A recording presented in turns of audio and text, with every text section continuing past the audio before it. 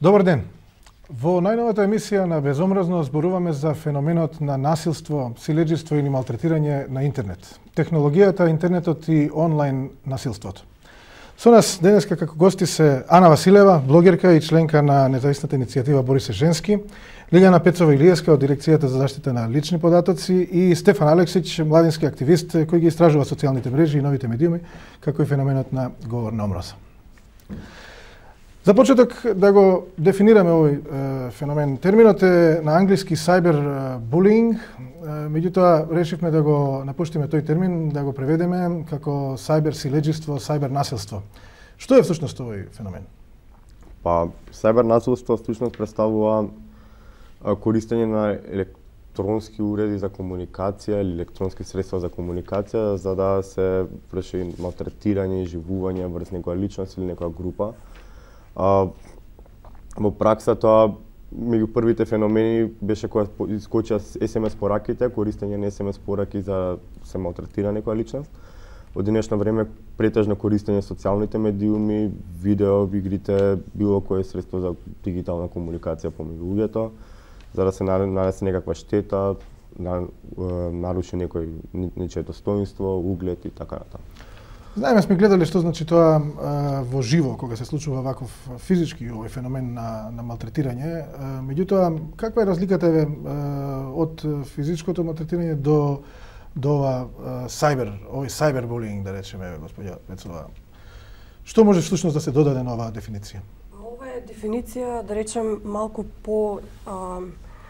посеопфатно треба да се разгледа, бидејќи cyberbullying или cyber насилство тоа е малку поширок концепт.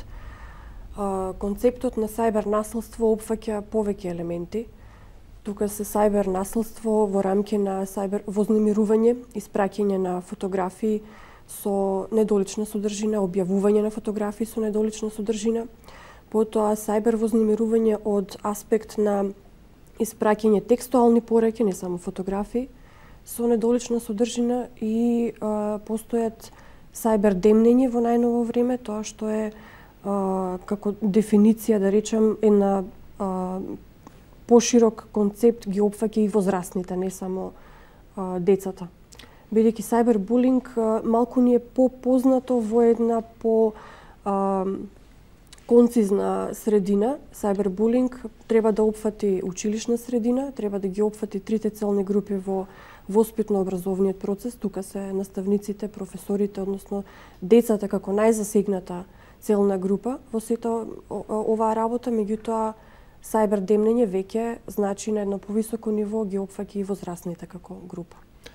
Кога имаме предвид говорот на омраза како феномен, се чини дека овие два термина се многу поврзани, односно многу еден со друг се надополнуваат. Кога говорот на омраза кој што го среќаваме преоѓа во cyberbullying? Што е потребно за да премине говорот на омраза во некакво насилство преку интернет? Дали самиот говор на омраза по себе тој веќе насилство кој го упатен према некој?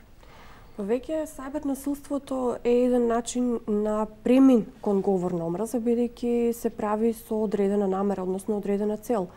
Да се вознемири некого, да се наштети некому поради расата, потеклото, етничката припадност, сексуалната припадност, родовиот идентитет и така натаму. Тоа се се елементи кои што веќе насочуваат кон говор на омраза. Особено во модерните општества денеска, говорот на омраза на социјалните медиуми е се поширок и се повеќе се наоѓа, додека cyber насилството е малку еден концепт кој што, рековме, дефинира училишна средина. Значи, тука се тие целни групи кои што се вклучени во cyber насилството и не знам во која мера се препознаваат во училиштата како такви, додека говорот на омраза опфаќа и елементи на одреден примач на пораката, освен намерата да се наштети, опфаќа елементи на постоење на предрасуди, на стереотипи, кон кои што одредено општество се исмева, односно еден поединец се исмева, припаѓајќи кон тие стереотипи. Ако може да додам тука, сметам дека баш cyber изживувањето е особено опасно токму заради тоа што е врзано заради одредена возрастна група и со одредена средина, школската средина. И заради тоа што, барем колку што јас сум информирана, кај нас изживувањето врз деца во самите училишта не се препознава и нема мерки кои што го санкционираат, регулираат. Дури ни она физичкото, дури ни... Па реалното се, дали е физичко, или е вербално, или е заплашување, или е исмевање. Сакам да направам граница со ова на интернет што се случува. Да, виртуелно, реално, ако го наречеме, иако мислам дека и виртуелното е реално, не е некоја дистинкција. И затоа што за тие деца кои што се жртви, ако домот бил претходно една заштитена средина, сега веќе не е токму поради сајбер насилството, затоа што односно изживувањето, она што се случува во затворената средина школска, сега се пренесува и во домот поради достапноста, односно пенетрацијата на социјалните медиуми, и тие се постојано изложени на напади, а нема механизми кои што го регулираат тоа и нема каде да се обратат за да добијат заштита. Во светот имаше неколку и дури повеќе од неколку случаи кои што станаа познати и го кренаа вниманието, го подигнаа вниманието за овој феномен. Дури познато е дека жртвите на ваков вид на насилство може да трпат многу страшни последици, меѓу кои најстрашното секако имаме случаи на самоубиство поради тоа континуирано изживување врз нив на интернет. Каква е ситуацијата во Македонија? Ние може да кажеме дека тие случаи често остануваат и нерегистрирани. Меѓутоа, ајде да го спомнеме оној случај со вас, Василева. Постоеше еден ваш блогпост кој што го скрена вниманието на нешто што се случуваше на Твитер во моментот. Имаше некој хаштаг, ќе ни кажете вода. Да, значи јас реагирав заради еден хаштаг кој што го со сексистичка содржина и чисто сакав да предупредам дека луѓето кога користат таков хумор, тоа укажува на одредени општествени предрасуди, перцепции кои што не се во ред и треба да се разоткриваат. Тоа се свати многу лично, еве да кажам. И самата станав, добив хаштаг, свој хаштаг во кој што бев исмевана, навредувана и така натаму. Меѓутоа има разлика сепак кога тоа се случува на возрастен човек, непријатно е, апсолутно шокирана бев и не ми се веруваше дека е можно да те прозиват по име толку лесно и да те навредуваат, меѓутоа голема разлика е меѓу тоа кога се случува на возрастен човек и дете кое е во ранливи години сепак. И добро, на крај сето тоа мислам дека беше на некој начин освестувачки, иако тој секаков тип на насилство се памети и има еден момент кога еднаш кога е уништена таа тој социјален капитал или репутација, како да го наречам, тоа отвара пат повторно и отвора пат за ново насилство. Баш наскоро влегов во некоја дебата, се надевам, сметам дека беше многу културна и многу не нападна, и на која што добив нешто како ај бегај од качи се ти. Знаеме која си во смислена и видов дека имав истата реакција, дури физичка, она знаете срцебиње и така натаму физиолошка, што имав кога првпат го видов хаштагот и кога бев навистина шокирана. Значи жртвите, особено тие помладите, имаат навистина многу проблем да се реинтегрираат, да се најдат потоа себе си, нели многу често има и самоубиства и битно е да се реагира во таа формативна возраст.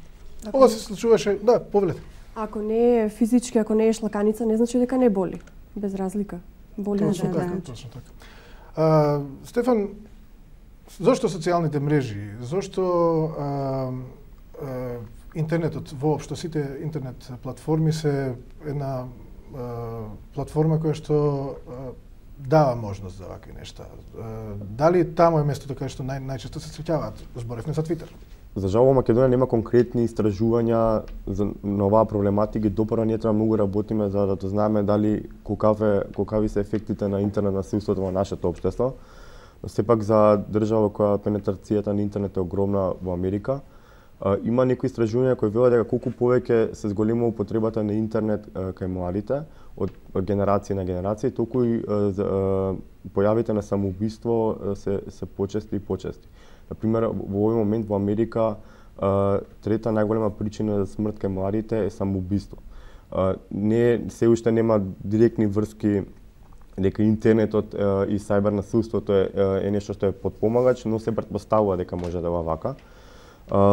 имам јас мое лично мислење дека има повеќе причини зашто интернетот станал лична платформа за... Дали е само заради тоа што младите поминуваат повеќе време таму? Можно е бидејќи порано постоело, но преконо било на игралиштата во школите, ние не сме го забележувале.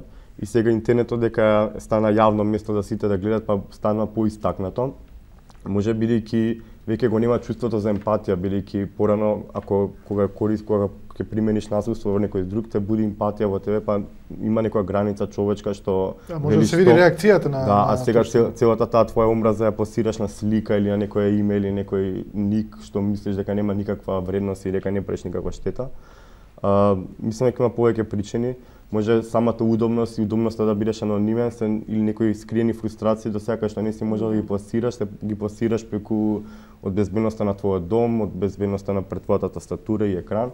Мислам дека има повеќе причини зашто интернетот стана такво место каде што има премногу омраза и премногу насилство.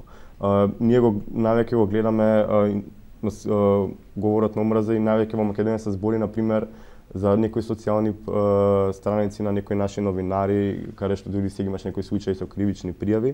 Јас сум бил во еден момент таму, имал и многу упатени зборови према мене, бидејќи во еден момент сум легол во разговор со еден од тие новинари. Но мислам дека тоа е само површината од вистината што е. Ако на пример отидете на YouTube и да ги видите коментарите помеѓу етникуми или помеѓу на пример видеа кои повикуваат на пример што разработуваат проблематики, таму интернетот не стана простор за дискусија, стана простор за навреди. А додека видео индустрија, гейминг индустријата стана поле за пласирање на секоја можна омраза што постои во нашето општество. Овој феномен е најмногу истакнат кај младите, се случува меѓу младите, меѓу другото и заради тоа што тие поминуваат наистина многу време на интернет. На кој начин е ова регулирано кај нас? Постои ли некаков начин, да речеме, доколку некој тинеџер во училиште му се случува ваков вид врз него изживување, може ли тој нешто да направи? Каде почнува, да речеме, условно речено, државата да се вмеша? Може ли тој да побара, секако може од своите родители да побара помош, меѓутоа во училиштата постојат ли механизми преку кои што може да се заштитат жртвите на ова насилство? Конкретно сајбер насилство како поим воопшто не постои ни во нашата легислатива. Меѓутоа како форма на сајбер насилството, објавување на фотографии со недолична содржина, објавување на различни текстуални пореки, па дури и креирање на лажни профили, се е нешто за кој што сме надлежни. Значи, Дирекцијата за заштита на личните податоци како институција е надлежна да постапува во овие случаи. Од јули наваму ние имаме формирано тим за брз одговор, кој што реагира веднаш и непосредно доколку се јават во дирекцијата и пријават злоупотреба на личните податоци, објавување на фотографии. Да речеме, фотографијата како биометриски личен податок е злоупотребена и објавена без согласност на субјектот на личните податоци и како такви фрапантна е бројката која што ја добивме од вкупно добиените претставки за злоупотреба на лични податоци, 1/3 се за злоупотреба на социјалните мрежи. И тоа е само индикатор за нас дека се повеќе треба да се насочуваме кон едукација на граѓаните, не само во образовниот процес, во сектор образование, туку и воопшто да внимаваме што и каде и како ги објавуваме и ги даваме своите лични податоци. Само ќе ве прекинам на момент, само за да го илустрираме тоа најдобро. Ана ми спомна дека имало некаков случај, конкретен случај, пример, да видиме за што станува збор. Оној случај во Куманово со девојка која што била ова не ми е проверена информација. Ова е дури и да е нешто што можеби во целост не е така, е илустративно за проблемот со кој што се соочуваме. Да, точно така, значи ова ми е информација која што ја добив од тинеџери од Куманово, дека некоја нивна соученичка било пласирано секс видео од неа, снимено без нејзино знаење од некој бивш дечко, и дека заради тоа таа била избркана од училиште и дека дури и наставниците, директорот на школото си го имале видеото во телефони, во различни уреди и дека го користеле као метод на некој начин за плашување на другите ученици. Ако правите ова, видете што ќе ви се случи, при што нема никакви санкции за тука оној извршителот на дејност тука затоа што снимање и за дечкото кој што го објавил. Кој што го објавил, да. Иначе на оваа тема сега во Америка на пример се првите случаи каде што конечно е донесена пресуда некој да биде санкциониран поради тоа што објавил некои компрометирачки материјали за својава поранешна девојка или дечко. И допрва таму влезе во нивната легислатива дека и тоа е кривично дело и за тоа треба да се одговара, бидејќи кој нарушува угледот на човекот кој страда во оваа ситуација. Гледаме, ова се осетливи, чувствителни теми и секако дека феноменот кога се случува тоа насилство, дека тешко ќе оди тој процес на пријавување, дека постојат фактори како срам, страф од некои последици. Не, верувајте дека пријавуваат, имаме веќе 10... Тоа сега да прашам, дали постои, дали се знаат ли луѓето каде да пријават? Знаат, се повеќе знаат каде да пријават. Имаме дури 10 пријави од неодамна од родители кои што пријавуваат за своите малолетни деца дека нивните лични податоци се злоупотребени, односно се објавени содржини и фотографии со недолична содржина. Реагираме веднаш, бидејќи се работи за малолетни лица, нели се разбира треба да се реагира веднаш и непосредно бидејќи непоправлива е штетата по тоа. За сите такви случаеви каде што се објавуваат материјали со порнографска содржина сме реагирале. Исто така злоупотребата на личните податоци е криминализирана член 149 од Кривичен законник, така што има начин, има механизми како да се постапува.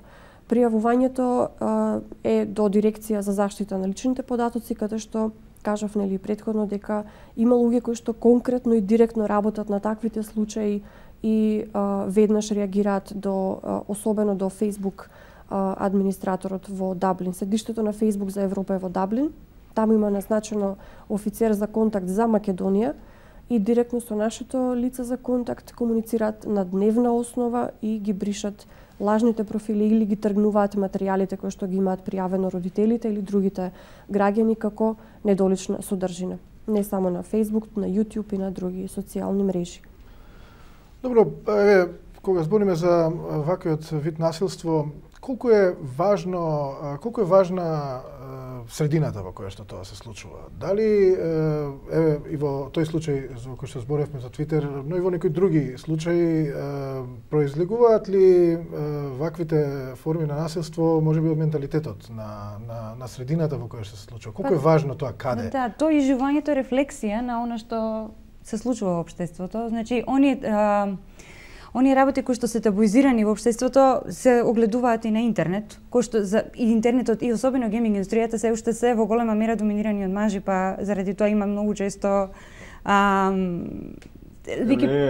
е проблем на пример од самата гейминг индустрија, бидејќи според истражувања процентот на мажи и жени е еднаков на корисници на видеоигри, додека дури во некои статистики кажува дека жените повеќе играат од мажите видеоигри. Додека самата индустрија е така поставена, многу слична на принципите на Холивуд, каде што жената е представена како еден сексуален објект. И затоа сета таа реторика на сексизам во гейминг индустријата преовладува. И затоа тоа е само една илузија, бидејќи дека жените не играат и дека гейминг светот е машки доминиран свет. Тоа е нешто што самата индустрија го има направено, можеби поради тоа што првите корисници биле мажи, тоа е нешто што се проткајало низ децениите. Но сепак е нешто што треба допрва да се бориме, бидејќи тоа станува многу сериозен свет каде што има премногу насилство. Да, дури и најсериозниот случај со најголема, да кажам, покриеност медиумска на Анита Саркисијан е токму за жена која што ги лоцира канаѓанка која што во видео ги лоцира тие сексистички мизогини моменти во видеоигрите и заради тоа беа откриени низините, постојано е цел на закани, беа откриени низините податоци па се преселуваше. Постојано ги следи, мислам, воопшто не ни смее да ги отвори своите видеа за коментари, затоа што веднаш има многу голема наезда на говорна омразда, на закани и така натаму. За да, например, го почувствуваат тоа гледачите, е многу прост социјален експеримент. Земете да играте било каква видеоигра што е во моментов популарна, не мора да правите повеќе од 5 часа на таа игра. И на вашето име наместо да користите вистинско име или некој прекрш што го имате од малку, ставете некој име како Proud and Gay. или ставете на пример Black and Proud или нешто така, да видите какви коментари ќе добиете само поради името што го користите.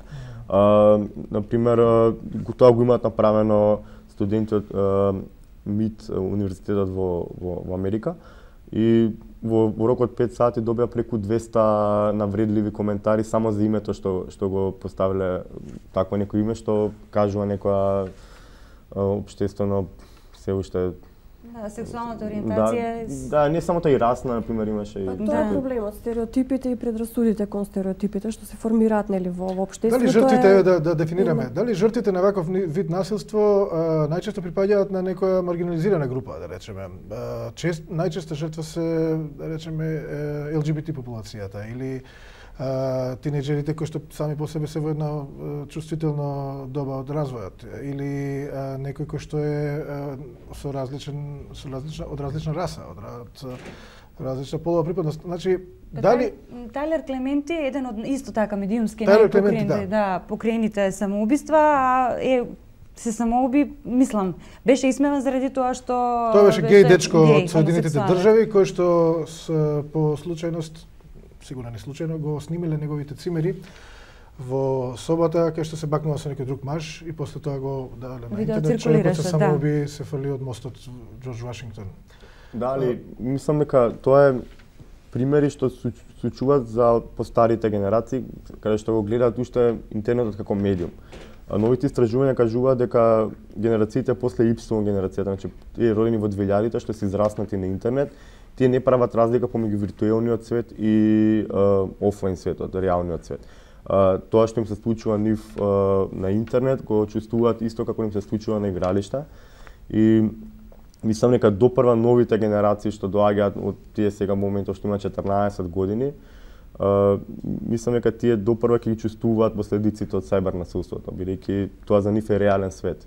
А овде особено на интернет се создаде како платформа за сајбер насилство. Да дадеме малку контекст, зборевме околу геймингот. Верувам дека за возрастните гледачи ги гледаат децата дека играат некои видеоигри, но не сваќаат, односно не го примаат тоа како што тоа го прават децата, односно децата живеат таму, се веќе создаваат некои заедници поголеми. Затоа им постои таа можност да се случуваат вакви форми на насилство. Онаа иницијатива за која што зборевме пред емисијата, ти си иницијатор на една иницијатива што се вика Game Over Hate. За што се работи?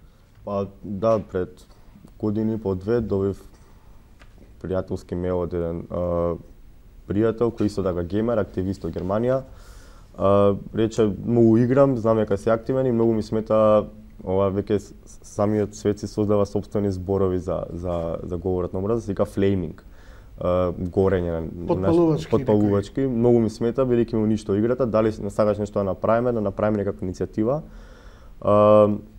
Преку Советот на Европа успеавме да организираме на конференција што се викаше Game Over Hate. Тоа се случи март минатата година, каде што собравме геймери, сега правиот збор за геймери, не постои.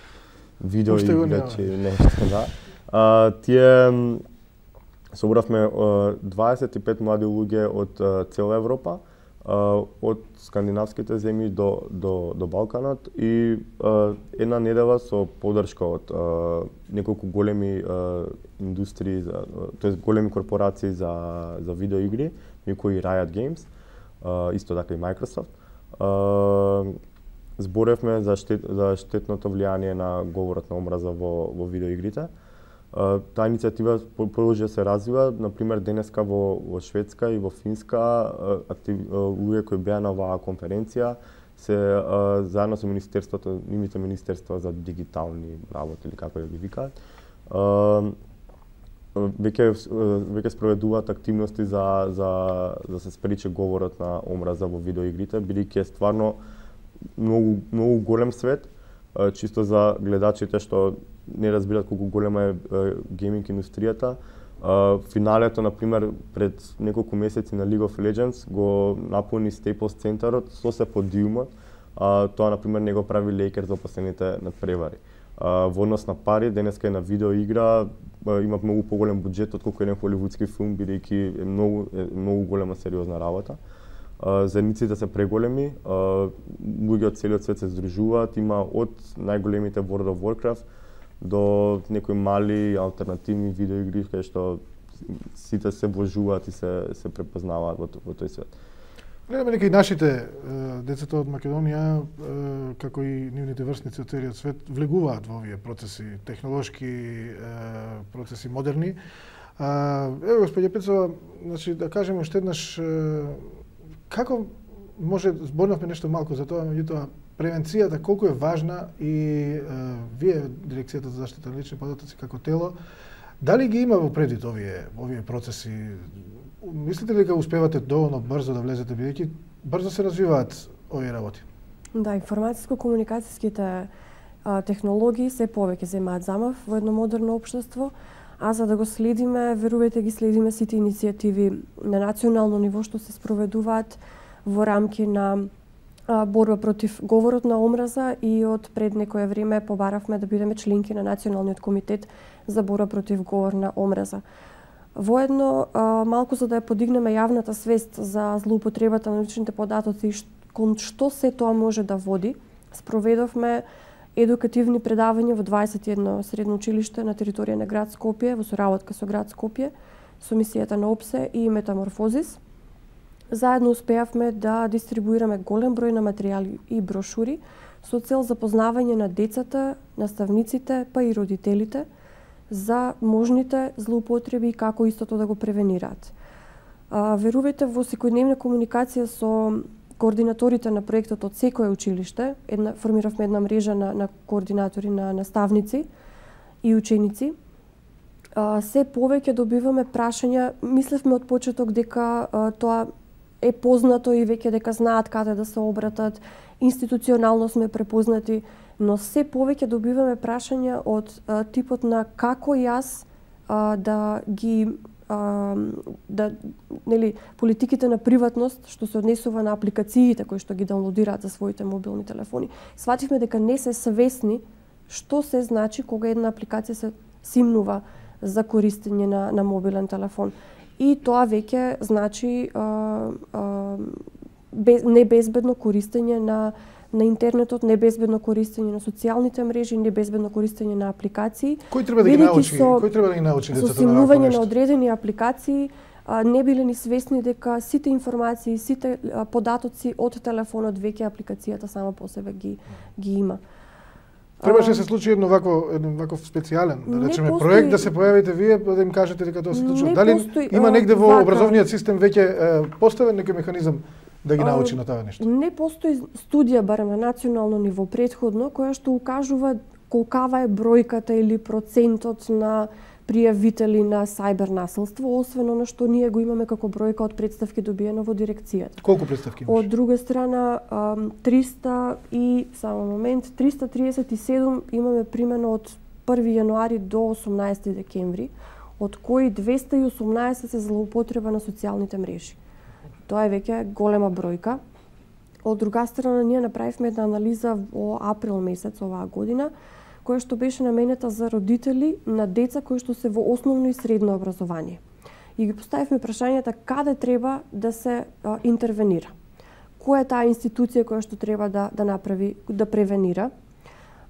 И ни беше кажано дека не Дирекцијата за заштита на лични податоци во рете треба да обезбеди содржини материјали, меѓутоа училиштата се тие места каде што учениците, па дури и родителите треба да ја добијат информацијата како да се заштитат на интернет и кои механизми и алатки им се достапни, бидејќи заштитата на личните податоци не е само обврска, не е само право како право, туку е и ваша лична обврска.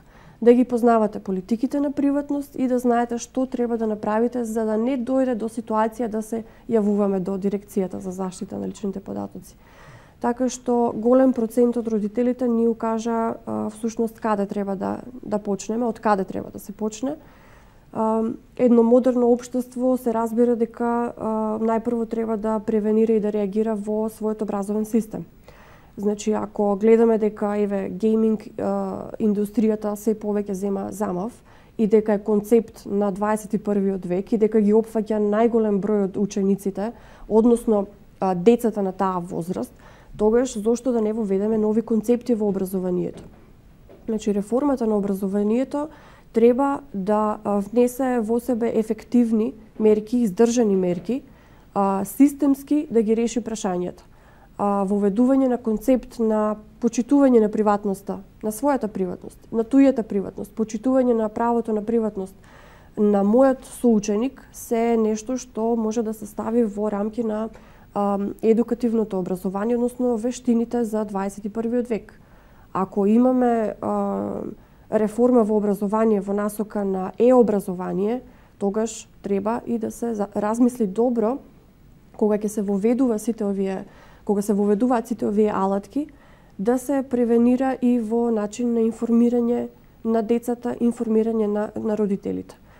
Советот на родители во секој училиште е едно моќно тело кое што треба да биде запознато пред се, бидејќи не секогаш информациите за сајбер насилство, односно вознемирување од ваков тип, стигнуваат како информација до менеджментот до раководството на училиштето, па дури до класниот раководител. Значи, советот на родители треба малку повеќе исто така да земе улога во сето ова. Мислите ли дека механизмите кои што се поставени можат доволно брзо да гледаме, дека прилично брзо се одвиваат овие процеси? Дали може да се реформира колку што треба целата таа структура од советот на родители до класниот раководител? Може ли се тоа доволно брзо да се Од некаде мора да се почне и мора да се почне. Националната стратегија за развој на образование до 2015 година. Така што сметам дека од овој период па натаму има доволно простор да се вклучат и граѓаните, и граѓанското општество, па дури да се размисли за вклучување на неформалното образование во формалното образование, односно во креирање на тие политики за развој на образованието, да не се преоптоварува едукативниот процес во формалното образование, да се изнајдат техники и можности или начини како тоа преку неформалното образование да се споделат вештини за превенирање од ваков тип на насилство. Како реагираат на овие ваши предлози? Постои ли волја кај образовните структури да се вклучат? Така, добиваме поддршка од Министерство за образование и наука, особено од Биро за развој на образование. Вклучени се, информирани се за проектот што течеше во сите средни училишта на град Скопје. Ние се надеваме дека и на национално ниво тоа ќе го покриеме во следниот период, бидејќи едукацијата е прва и основна, а тек после следуваат другите активности. Сакала да додадам во однос на тоа што може да се направи се спречи говорот на омраза на интернет. Мислам дека по старите генерации кои во момент имаат моќта на одлучување за нивните деца не се свесни како треба да се користи интернетот, бидејќи за нив е тоа нов феномен и нова појава. Например, Facebook не дозволува да има корисници по 12 години, а ние сме свесни за примери што има многу деца по 12 години, значи некој родител му дозволил, не е намерно дека го направил тоа, тука едноставно не бил свесен за политиките кои ги спроведува Facebook, а сигурно Facebook има добра причина зашто не смеат луѓе по 12 години да бидат на мрежата. Дополнително, мислам дека и самите родители, иако не е вртен пример со оваа тема, пак покажа колку се неуки родителите. Например, со тоа што постираат слики од нивните новороденчиња или постираат слики од нивните деца без разлика дали те имаат профили или немаат, им дозволуваат на Facebook да ги мапира нивните деца како корисници уште од најраната возраст, што во иднина ќе им ја оддаваат целата своја приватност на големи корпорации, што само по себе е проблем, бидејќи така одземање на приватноста и воопшто на самиот ентитет е еден од проблемите што е на интернетот.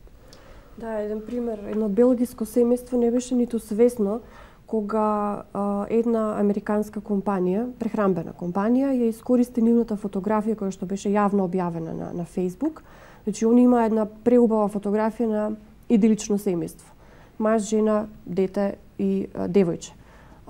Тоа беше јавно објавено, со поставка подесување на Facebook дека е јавно, отворена за сите, така што тоа само по себе подразбира дека некој друг може да ја преземе и да ја злоупотреби истата фотографија и кога се најдоа на еден таблоид на за реклама за оваа американска компанија, прехранбена компанија.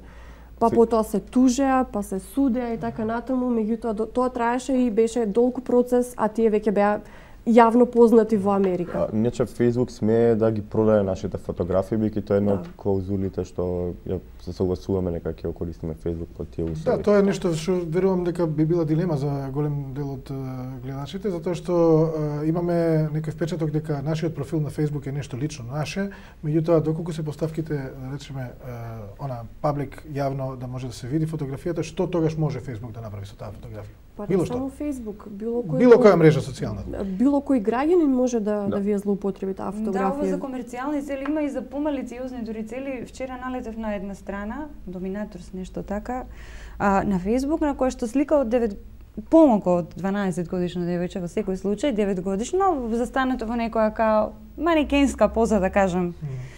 И имаше напишано барам маж за да ми купува не знам што и одоздола сите оние лавина на коментари што правите со децата, наводно као самата да ја извадила таа слика. Ме разбирате, сигурно не беше случај, нити правно е тоа возможно. Имаше лавина на кај отиде светот и така натаму коментари, а тоа е мислам најфлагрантна, највидлива злоупотреба. Исто така ова може да биде проблем и ќе му некогаш тешко може да се контролира насилството на интернет. Например, ако сум сопственик на веб страница и дозволам простор за коментари, може да се развие многу голем број на коментари со говор на омраза. Треба да се модерира. А ти како сопственик си одговорен бидејќи ја поставуваш платформата и создаваш простор за кога некој чита, практично чита навреда на твојот сајт. Да, и мислам дека многу наши веб сајтови немаат никаков модератор што ги внимава коментарите. А додека ми верувам дека ни IT заедницата нема направено некаков си филтер што може да препознава колку толку говор на омраза, веќе има некои клучни зборови што може да препознаат говор на омраза, иако и таа може да биде притаена и многу добро спакувана, сепак може грото од примерите преку филтери да бидат извадени без да мора да има модератор. Така тоа е добра идеја да се направи. Има механизми, значи доколку вие препознаете говор на омраза или препознаете воопшто однесување кое што е недолично, има простор на Facebook да се пријави, репорт. Меѓутоа има механизми и самите родители кои што не знам колку се сите во можност да знаат за тоа. Да земе најопшто, треба ли повеќе родителите кај нас да внимаваат на тоа што прават на интернет нивните деца? Треба да внимаваат и има механизми на интернет, има апликации кои што може да се доwnloadираат и со истите да се контролира содржината која што нивното дете ја гледа на интернет. Со тоа автоматски спречува на некој начин или превенира кои содржини може, односно кон кои веб сајтови може да се приклучи, кон кои не. Така што постојат механизми, прва одговорноста е и кај родителите, меѓутоа и во воспитно-образовниот процес во образованието, потоа стратешки да се пристапи кон целата оваа тема, бидејќи не само националната стратегија за развој на образование, националната стратегија за информатичка технологија исто така треба да се вметнат таквите концепти, бидејќи тоа се сложени концепти. Тука е и формално образование и неформално образование. Терминологијата веќе е еден посебен дискурс кој што верувам дека треба да се приклучат и психолингвисти и социолингвисти за да работат со тие деца потоа, да речеме, доколку се препознаат како такви и доколку пријават. Имаме ние случаи кои што не се пријавени. Пак ќе речам, не постои студија за ефектите од сајбер насилство, ниту постои студија колку анализа, колкава бројка имаме на пријавени случаи, конкретно за сајбер насилство. Да се вратиме малку кај феноменот на сајбер насилството и менталитетот. Оној дел кој што го зборевме во разговорот досега, меѓутоа често се случува овој силеџиски пристап на изживување да вклучува сексистички коментари, да вклучува несоодветни кон жените насочени. Од најчестите. Колку може и кој всушност треба во државата, кој би можел да влијае на промена на целиот тој однос на целиот тој феномен на мизогинија во државата? Јас во некои институционални механизми или пак во цензура и ограничување на пристап искрено лично многу не верувам. Значи мислам дека треба да се работи на подигнување на нивото што значат тие концепти на исмевање и што значат тие коментари, исмевања и самото поставување, значи јас претпоставам дека таа слика што ја спомнав пред кратко на него, че ниту родителите нејзини знаат, нити таа за каква цел е искористена.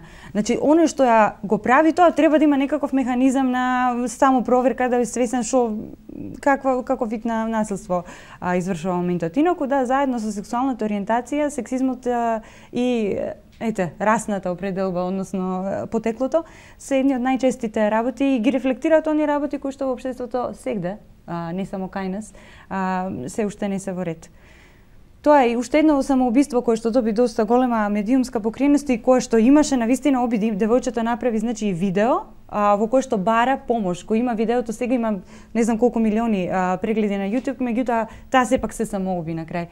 Беше ситуација во која што таа како малолетничка изнуди некој повозрастен на интернет од неа да му покаже слика од разголени гради и потоа заради таа слика ја прогонуваше, баш ја демнеше, незиното семејство да 3 пати се преселува, но секогаш успеваше насилникот да ја најде и во незиниот најблизок круг, значи во школото, да ја проциркулира таа слика, пошто таа одма беше осудена како промискуитетна.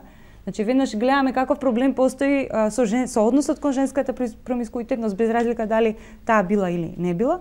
За на крај последен неуспешен обид конечно за жал си го одзеде животот.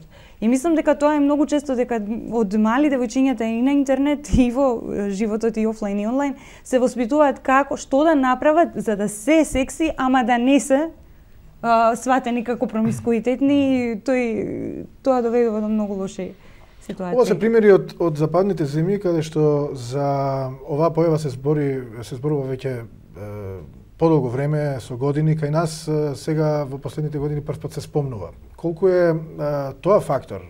Без друго, ваквите работи се случуваат и кај нас, но еве зборевме за превенцијата, да видиме што се случува уште еднаш за крај да го кажеме како оди механизмот. Доколку некој сака да пријави, доколку некој е жртва или во неговата близина има жртва, што треба да направи?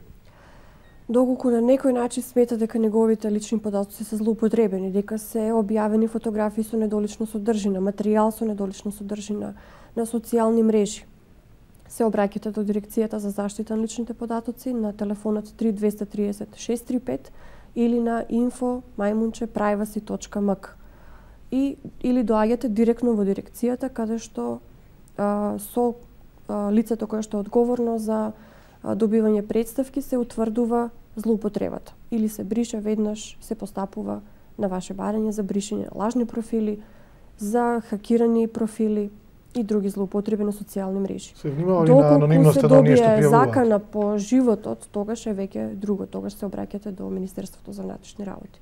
Значи има одредени фази кога вие се обраќате до дирекцијата, а кога до друга институција. Дали дирекцијата потоа има во некој случај надлежност да проследи одредена представка, одреден случај до МВР? Ние соработуваме со одделението за сајбер криминал во Министерството за внатрешни работи и директно комуницираме со нив, доколку има потреба ги препраќаме граѓаните, така што граѓанинот не шета од една институција до друга. Имате ли информација, постојат ли случаи до сега кои што биле процесуирани, кои што влегле во некоја понапредна фаза, отишол ли некој на судење поради повреда на... Не ги добиваме тие информации, за жал. Би сакал уште нешто да додам?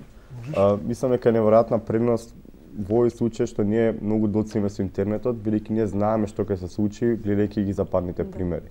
И мислам дека бидејќи ги знаеме примерите и гледаме дека идеме во таа насока, можеме да уште од сега да реагираме за да не ни се случат примерите од западот. Мислам дека таа е предноста во овој случај што доцениме со интернетот, бидејќи на западот веќе ако снема една минута интернет, милиарди се во прашање. Таму веќе се купува на интернет, се живее на интернет. Се живее буквално на интернет. Случаи не значи дека ги нема. Да. Тоа само статистички ние не можеме да докажеме дека ги нема како такви. Ниту е направена анализа. Меѓутоа не значи дека не постојат како случаи.